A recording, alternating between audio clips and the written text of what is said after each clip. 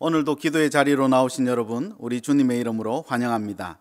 먼저 사도신경으로 우리의 신앙을 고백하시겠습니다. 사도신경으로 고백합니다. 전능하사 천지를 만드신 하나님 아버지를 내가 믿사오며 그 외아들 우리 주 예수 그리스도를 믿사오니 이는 성령으로 잉태하사 동정녀 마리아에게 나시고 본디오 빌라도에게 고난을 받으사 십자가에 못 박혀 죽으시고 장사한 지 사흘 만에 죽은 자 가운데서 다시 살아나시며 하늘에 오르사 전능하신 하나님 우편에 앉아 계시다가 저리로서 산자와 죽은 자를 심판하러 오시리라. 성령을 믿사오며 거룩한 공회와 성도가 서로 교통하는 것과 죄를 사하여 주시는 것과 몸이 다시 사는 것과 영원히 사는 것을 믿사옵나이다. 아멘. 찬송가 366장으로 함께 찬송하시겠습니다.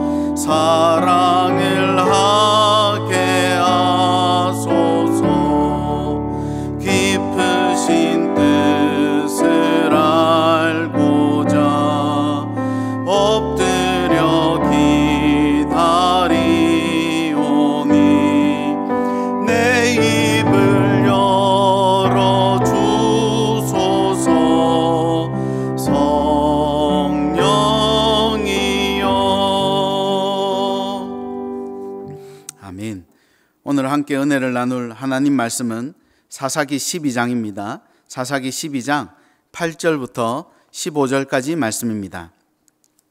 원래 큐티 본문은 1절부터인데요. 오늘은 8절부터 보도록 하겠습니다.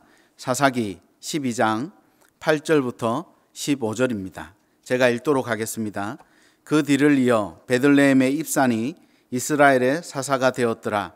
그가 아들 30명과 딸 30명을 두었더니 그가 딸들을 밖으로 시집 보냈고 아들들을 위하여는 밖에서 여자 30명을 데려왔더라. 그가 이스라엘의 사사가 된 지 7년이라. 입산이 죽음에 베들레헴에 장사되었더라. 그 뒤를 이어 스불론 사람 엘론이 이스라엘의 사사가 되어 10년 동안 이스라엘을 다스렸더라. 스불론 사람 엘론이 죽음에 스불론 땅 아얄론에 장사되었더라. 그 뒤를 이어 비라돈 사람 힐렐의 아들 압돈이 이스라엘의 사사가 되었더라. 그에게 아들 40명과 손자 30명이 있어 어린 낙이 70마리를 탔더라. 압돈이 이스라엘의 사사가 된 지 8년이라. 비라돈 사람 힐렐의 아들 압돈이 죽음에 에브라임 땅 아말렉 사람의 산지 비라돈에 장사되었더라. 아멘. 저는 20대 후반에 중국 장춘이라는 도시에서 탈북자들을 섬기는 선교단체에 지원해서 1년 정도 단기 선교사로 나갔던 거죠. 그렇게 다녀온 적이 있습니다. 그런데 제가 가서 몇 달 안 되어서 그 선교단체가 공안 당국에 발각이 되고 모두 해산되게 되었습니다. 가지고 있던 그런 건물 이런 건 다 이제 공안이 가져가고 건물 안에 있던 모든 재산도 이제 공안국이 다 가지고 가더라고요. 그렇게 해서 이제 몇 달 만에 머물 곳이 없게 되었던 거죠. 그런데 이제 막 여러 명 추방당하고 또 뭐 공안국 가서 조사도 받고 이런 과정을 거치긴 했는데요. 저희는 이제 단기 선교사라서 그런지 저희는 추방은 되지 않았습니다.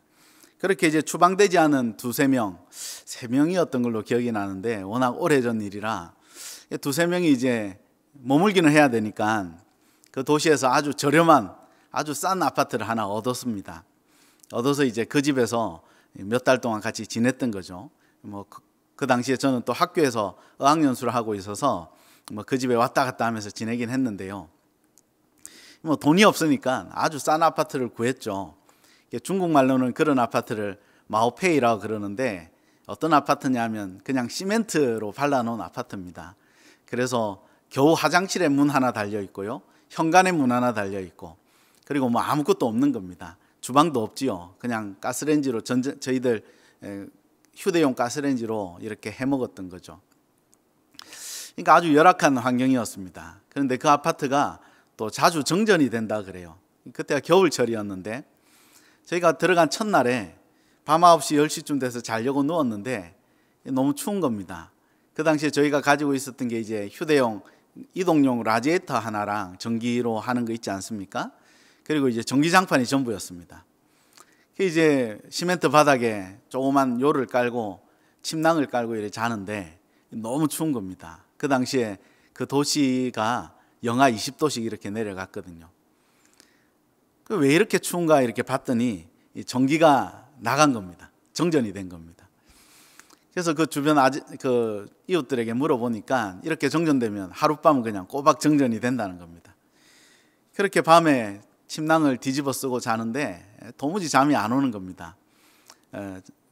잠이 이렇게 잠깐 들었다가도 코가 아파가지고 침낭 밖으로 코가 이렇게 나오지 않습니까? 코가 아파서 깨는 겁니다. 너무 추우니까 그렇게 이제 지냈던 적이 있습니다. 뭐 전기가 하나 안 들어오자 얼마나 불편하고 당혹스러웠는지 모릅니다. 이렇듯 무엇 하나가 역할을 제대로 하지 못하면 정말 많은 사람들이 어려움에 봉착하게 되는 것을 어렵지 않게 볼 수 있습니다. 오늘 우리가 읽은 본문에 사사들이 등장합니다. 3명의 사사가 등장하는데요. 이 사사들이 제 역할을 하지 못하자 이스라엘은 영적인 유익을 전혀 누리지 못하는 것들을 오늘 본문은 우리에게 소개하고 있습니다. 오늘 등장하는 3명의 사사의 이름은 이렇습니다. 입산과 엘론과 압돈입니다. 하나님께서 사사를 세우신 목적은 크게는 한 가지지요. 이스라엘의 정치적인 위기를 어떻게든 극복하게 만들어내라는 거죠. 사사시대가 워낙 암울한 시대니까 그런 한 사람을 세워서라도 하나님께서 당신의 백성들을 어떻게든 이끌고 가겠다는 강한 의지시기도 하죠. 그러나 또 다른 목적이 있습니다. 그것은 무엇이냐면 하나님의 임재와 도우심을 경험하는 이정표 같은 인생이라는 겁니다. 사사들이 그런 역할을 감당하려고 세웠다는 것입니다. 우리가 내일부터 묵상하게 될 삼손이 그렇습니다. 아주 특별한 경우지요. 삼손은 태어날 때부터 머리를 자르지 못하게 했지요. 그래서 여러분 얼마나 길었겠습니까? 머리를 어떻게 단장을 했을지 상상도 할 수 없는데 삼손 같은 경우는 멀리서 봐도 저 사람이 삼손이야 라고 모두가 알았을 겁니다. 그 정도로 아주 예표적인 삶을 그리고 모습으로 살아가게끔 하나님께서 그렇게 세운 사람들이 사사입니다. 사사들은 이렇듯 영적으로도 예표적인 사람들입니다. 나이와 관계없이 영적인 향기를 드러내면서 살아라고 그렇게 하나님이 세워주신 사람들, 이스라엘 사람들이 사사들의 등을 보면 그래 저 길로 가면 돼, 저렇게 살면 돼 라고 그렇게 이정표같이 세워놓은 사람들이 사사들이지요. 그런데 오늘 본문에 등장하는 3명의 사사는 그런 향기가 전혀 드러나지 않습니다. 이 사사들을 통해서 그 시대가 평화로웠더라. 그 시대가 하나님의 임재를 경험했다더라. 이스라엘이 구원을 받았다더라. 이런 류의 이야기는 전혀 등장하지 않습니다. 사사로서의 영적인 활약을 전혀 펼치지 못하고 있습니다. 성경은 더더군다나 이 사사들이 좋았다더라, 이 사사들 별로라더라, 이런 식의 평가조차도 하고 있지 않습니다. 마냥 독자들이 읽고 그냥 판단하라는 것이지요. 여러분, 우리의 삶은 어떻습니까? 우리의 삶은 하나님이 보실 때에 단 한 줄이라도 영적인 향기가 드러나는, 하나님의 영적인 임재를 경험하고 그것들을 나누어 주는 그런 인생으로 기록되어지고 있는지 잘 모르겠습니다. 우리 모두가 그런 하나님 나라의 향기를 드러내는 그런 인생으로 살기를 소원합니다. 오늘 등장하는 사사들의 특징이 있죠. 자녀들이 많았답니다. 입상가 같은 경우 아들 30에 딸 30명이었답니다. 압도는 아들 40명에 손자가 30명이었답니다. 여러분, 이것만 봐도 이 사람들이 어디에다가 정신을 집중하고 살았는지 어렴풋이 알 수 있습니다. 아니, 어렵지 않게 알 수 있습니다. 여러분, 야곱이 부인이 2명입니다. 그렇지 않습니까? 그리고 첩이 2명입니다. 4명의 여자가 야곱의 자녀들을 낳았는데 아들만 12명입니다. 입상 같은 경우 아들 30에 딸 30이랍니다. 여러분, 몇 명의 부인을 두어야 이게 가능할까요? 여러분, 부인이 훨씬 많았던 다윗의 경우 어떻습니까? 공식적인 부인만 한 8명 정도 됩니다. 후궁들은 얼마나 많았겠습니까? 그런데 낳았던 자녀들이 여러분, 오늘 등장하는 사사 입산과 이렇게 어떻게 비교조차 할 수 없습니다. 자녀 숫자가 말입니다. 어디에다가 온통 노력을 하고 애를 썼는지 알 수 있는 대목이지요. 입산의 경우 아들 30과 딸 30명을 어디다가 시집 보내고 며느리를 또 맞아들였다 그럽니까? 가문의 바깥에서 정략 결혼했다는 겁니다. 다른 지파의 많은 사람들과 정략적인 결혼들을 끊임없이 했다는 겁니다. 60명 모두를 말입니다. 입상 같은 경우 얼마나 정치적인 영향력을 확대하려고 노력했는지 알 수 있는 대목이지요. 여러분, 사사들이 이런 삶을 살라고 부르셨을까요? 그렇지 않습니다. 사사들도 알고 있었을 겁니다. 그러면 여러분, 이스라엘 백성들은 몰랐을까요? 그렇지 않죠. 이스라엘 백성들도 사사들이 어떤 사람인지 아주 명확하게 알고 있었을 것입니다. 그런데 왜 이런 삶이 가능합니까? 영적으로 게으르기 때문입니다. 그리고 자기 기만으로 가득 차 있기 때문입니다. 어떻게 했다는 거죠? 서로가 용납했다는 겁니다. 뭐 그 정도 삶은 괜찮지 않아? 에이, 다들 그렇게 사는 거야. 그렇게 서로를 용납하고 살았다는 거지요. 자기 기만이란 단어를 제가 사전에서 찾아보니까 이렇게 소개하고 있습니다. 사실과 다르거나 진실이 아닌 것을 합리화하면서 사실로서 받아들이고 정당화하는 현상이다. 아들, 딸을 합쳐 60명을 낳고 세력 확장을 위해 모두를 그냥 정략 결혼으로 시켜버리는 그 삶이 사사로서 정당한 삶이 아니었습니다. 그런데 그 동시대를 같이 살아가고 있는 이스라엘 백성들이 그걸 용납했다는 겁니다. 모두들 그렇게 사니까 그렇게 살아도 된다라고 그 시대 문화가 그걸 그냥 용납해버린 겁니다. 그렇게 서로를 용납하고 하나님과의 전혀 관계없이 그렇게 살아갔다는 것입니다. 17세기 청교도 저자였던 토마스 브룩스가 이렇게 기술한 걸 본 적이 있습니다. 토마스 브룩스가 이렇게 말합니다. 마귀는 죄의 그림을 덕목의 색으로 칠한다. 저는 이 말을 조금 바꾸고 싶습니다. 마귀는 죄의 그림을 시대 문화의 색으로 칠한다. 모두가 그렇게 살아가니까, 오늘 이 시대는 그렇게 사는 거니까 하나님의 말씀과 관계없이 괜찮다는 겁니다. 여러분, 우리의 삶은 어떻습니까? 그냥 마귀가 의도한 시대 문화의 색으로 그냥 그렇게 까맣게 덧칠되어 있는 부분은 우리의 삶의 영역에서 어떤 부분이 있습니까? 성령께서 우리에게 그것들을 알려주시고 우리가 그 색들을 벗겨내야 됩니다. 성경의 찬란한 색으로 회복해야 됩니다. 오늘도 성령 하나님의 선명한 인도하심을 받는 저와 여러분 모두가 되시기를 간절히 소원합니다. 마지막으로 등장하는 사사가 압돈이란 사사입니다. 압돈은 이런 글자 그대로 압도적입니다. 아들을 40명을 낳았고요, 손주를 30명을 낳았습니다. 딸은 언급도 안 하고 있습니다. 우리 예수님이 예루살렘 입성하실 때 뭘 탔지요? 어린 나귀를 탔지요. 당신의 성김의 삶을 올곧이 이 땅에서 살아내고 마지막으로 우리에게 말씀하시는 메시지지요. 무슨 메시지입니까? 내가 왕이라는 겁니다. 그걸 드러내기 위해서 어린 나귀를 구해서 타셨습니다. 생명 대신 하나님이다. 내가 생명이다라는 것을 그나마라도 보여주려고, 표시를 하려고 어린 나귀를 타셨지요. 오늘 사사 압돈은 어떻게 하고 있습니까? 자기 아들들과 손자를 위해서 어린 나귀 70마리를 구해서 태웠답니다. 어린 나귀는 왕권을 의미합니다. 여러분, 압돈의 야욕이 보이십니까? 사사 압돈에 가진 야욕이 오늘 혹시 우리의 야욕은 아닙니까? 우리의 삶의 어떤 부분에 있어서 이런 야욕으로 가득 채워져 있지는 않습니까?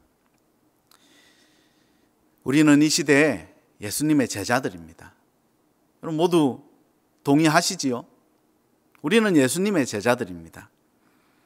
사사들을 세우신 것이 그 시대의 이스라엘 백성의 정치적인 위협을 극복하기 위해서 세우신 것 위에도 아까 말씀드렸죠. 영적인 이정표라고 말입니다.